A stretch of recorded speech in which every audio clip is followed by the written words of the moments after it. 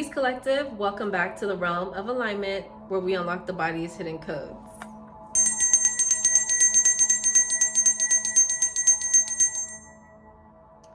Okay, breaking up all the stagnant energy. We welcome in the ancestors every time we ring the bell. Okay, so happy Tuesday, everyone. Welcome back to the Chakra Land program. We are up there. Okay, we are up there. Up in the chakras. And today we are going to be focused on getting things done, taking action on the energy that we're working through with our first eye chakra, our intuition. So we're allowing our intuition to lead us into taking action into the integration process. So I will do my best to make sure that by the end of this week, you are integrated into your first eye chakra. Okay? Jumping straight into the questions this week, okay? We ain't playing no games. Now, question number 1 is, what triggers my ego? This is important because you will be able to not only identify with your ego, but understand where your triggers reside so that you can take the power back and you can have the control again. Now, your ego may actually be typically triggered from fear. It may be rooted in fear. Maybe when you feel like you might be losing something or someone, or when you feel like you might be judged and you're scared of being perceived, your ego starts to speak for you. Your ego starts to act for you and starts covering up for you. And that's when you may start to fabricate your reality, fabricate your story, or be overly protective of your energy, suppressing yourself because you're afraid to be perceived. That's all ego. Ego is also the energy that sits in the shadows of our consciousness. So it is a part of the subconscious mind. And that's why it may be really easy to miss when you are operating in your ego. It happens to all of us. Most of us don't recognize when our ego starts to speak for us because it is a yin realm energy. It is an inner energy. It sits in the shadows. You know, it's the energy that's most unknown. And your job in this timeline, in this reality, is to learn about that part of yourself, the hidden parts of yourself, your shadow, ultimately. Okay, so your shadow rocks the ego. It wears the ego like a cloak, like a jacket, and will come out and speak for you or defend you if you feel scared, if you feel fearful, if you feel like, you know, you're losing control of a situation. Your ego will step forward. So it may not always be a malicious intent of why your ego is present. A lot of the times it really is just because you're scared. So we want to identify what's triggering our ego. And for you, it could be fear. It could be the fear of abandonment. It could be the fear of being perceived. It could be the fear of responsibility. It could be the fear of being seen. You know, all these different things can actually trigger your ego to come in and protect you. But the thing is, when you don't have control of your ego, the thing is, you don't want to kill your ego. I know we talk a lot about ego death, but you don't want to kill your ego. I don't think that's the right thing to say. I think that our ego is necessary to have. It's just something you need to integrate with, and you need to be in control. Your ego shouldn't be driving. You should be in the driver's seat. The ego should be in the passenger seat to pull up and pop off when it's necessary. When it's necessary, because your ego is actually there to protect you. It's not there to just be a negative entity. it's just not supposed to lead. So when you allow it to lead, then it will come off completely as a destructive energy, because that's not its position. Your ego isn't meant to be in leadership role of your, vessel. So this is why identifying what triggers your ego will help you learn more about what your ego looks like. And then you can start to take control of that energy and hold it close to you. Because there will come a time where you'll need that ego, that solar plexus energy, to stand in your power and go out and address some things that without your ego you probably would never be able to do. Okay, now next question is, what behavior aligns with clarity?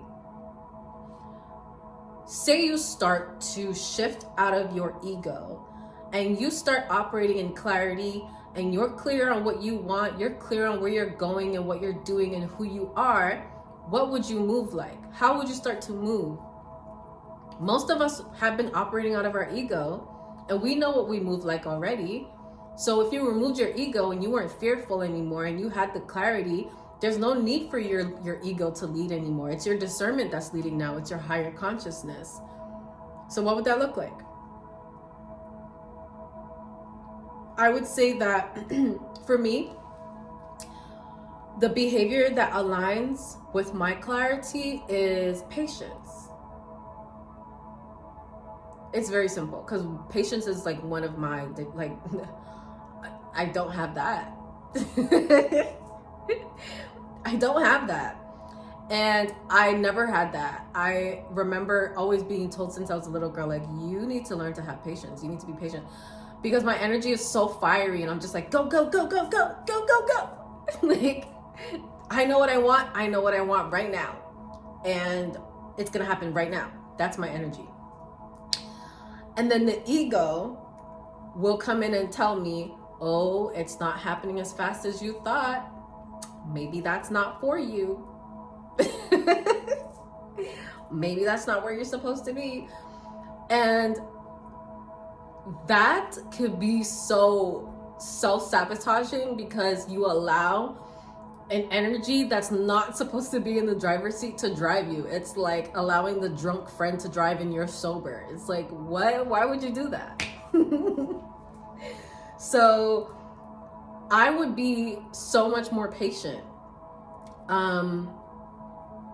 when I think about my behavior aligning with clarity, because clarity welcomes in confidence. Clarity welcomes in peace and being calm, a calm, sound mind, a calm, sound spirit, because I'm clear on what I want.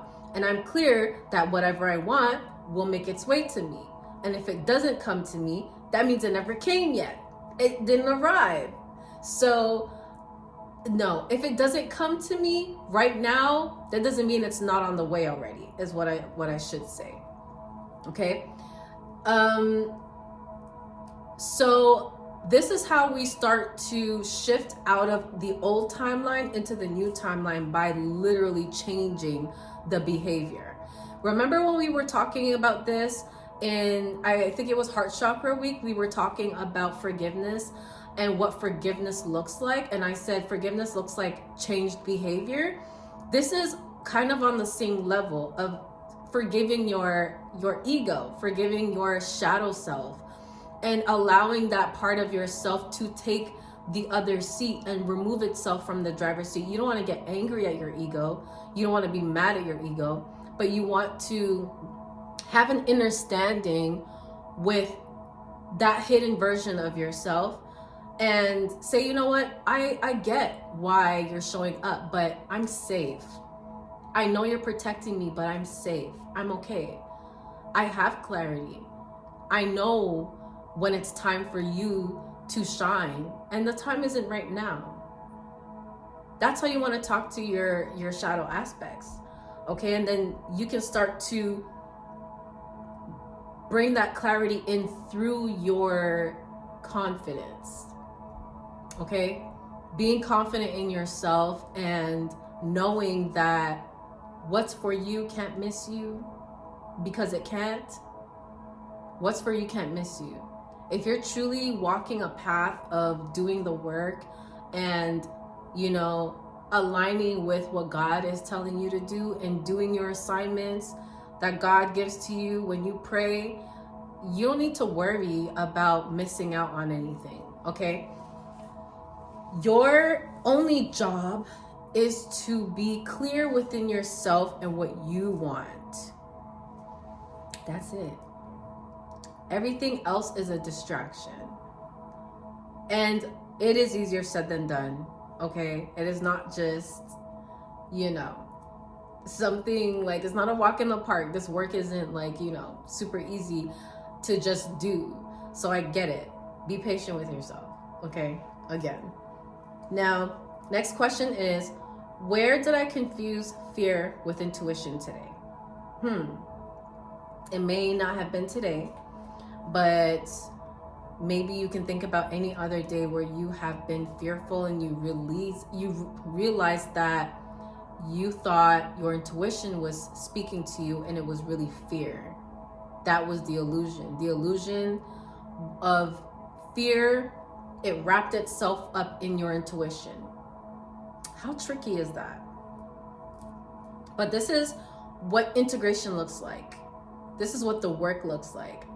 So if you find yourself in that level of a challenge, you are going through a ascension process, and the devil doesn't rob empty houses.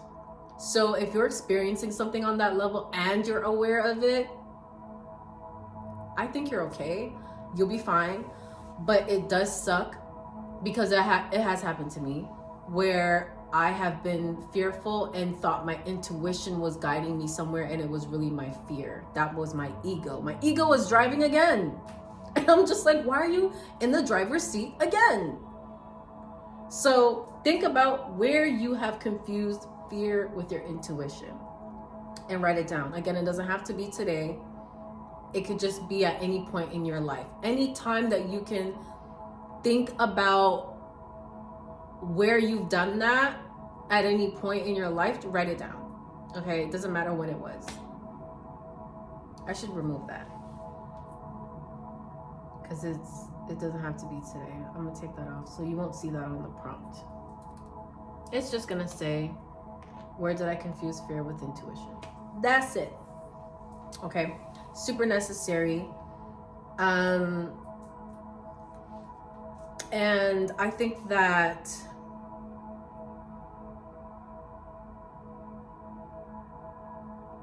honestly, that's all the questions. I don't have anything else to elaborate on. I feel like that's enough work to do. As simple as these questions are, the actual work is intensive. So we'll leave it there, and I'll leave the tools with you. Okay, today we're going to do a somatic exercise. It is a seated somatic exercise called the Discernment Reset. After you've done all this work, or before you start doing all your journaling, you can do this Discernment Reset, or you can do it both times, whatever feels comfortable. Okay, now sit comfortably with your feet grounded on the ground, nice and firmly planted, and place your palms facing upward on your lap. Okay, inhale deeply, tighten the body slightly, and then exhale and consciously soften your jaw, your shoulders, and your stomach. I didn't realize my stomach was tense. As soon as I released my stomach, I like sunk down into the chair more. Almost fell off of it. When you did that just now, did you also notice a difference in your body? No? It's okay. If you did, write it down. Let's do it again. Inhale deeply. Tighten and then release. Relax your body, your shoulders, your jaw, your stomach, your back, your spine. Repeat this 5 times. And then when you're done doing this, after the 5th time, ask yourself, what changes in my perception when my body relaxes? when your body relaxes, think about how your mind shifts a little bit, how your thoughts shift a little bit. What changed? What were you fearful of that you're no longer fearful of in this moment, even if it's the smallest thing? Really think about that. I'm going to leave you guys with a mantra, 2 of them. First one is, clarity does not rush me. Listen, clarity does not rush me. The author of confusion is not God. Okay? God does not send you things to confuse you. Okay? Tell you things that confuse you. God knows exactly how you receive information and how you move in your connections. So God's not going to send you something that's going to confuse you. God is not the author of confusion. So clarity comes from the creator source. Clarity comes from God. Clarity comes from the higher realms. Clarity comes from source. So if clarity comes from source, why would clarity rush you? Clarity's not going to rush you. Clarity's going to tell you to take your time. Okay? Don't be like me, impatient as hell. Don't do that. Take the ego out the driver's seat and put the ego in the passenger. Next mantra is, discernment requires honesty, not paranoia. That's what discernment requires.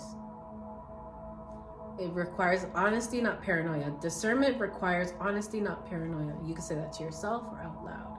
Discernment requires honesty, not paranoia. So wait for the truth. Be patient and sit and wait for the truth. It'll come to you. Being paranoid about it, trying to chase down the answer, don't do that. And again, it's easier said than done. But this is where the challenge resides. And you know what's crazy? I've done Chakraland so many times. I'm just realizing that one of my most difficult chakras to activate is my first eye chakra, because it is my most powerful chakra. So it's the most challenging for me, because I'm hearing all these things and I'm like, oh my gosh. Oh my goodness. Anyways, I love you guys so much. Thank you for being here today. I hope you wrote everything down and you find yourself in a breakthrough at some point. Okay? If it's not this week, maybe next week, maybe you already had it. Maybe you're still having them. But I hope that at some point you've opened yourself up and learned a little bit more about who you are and where you're at. That's it. Who you are and where you're at. Because that's all we need to really move forward. Okay? I will see you guys in the next video. I love you so much. Peace.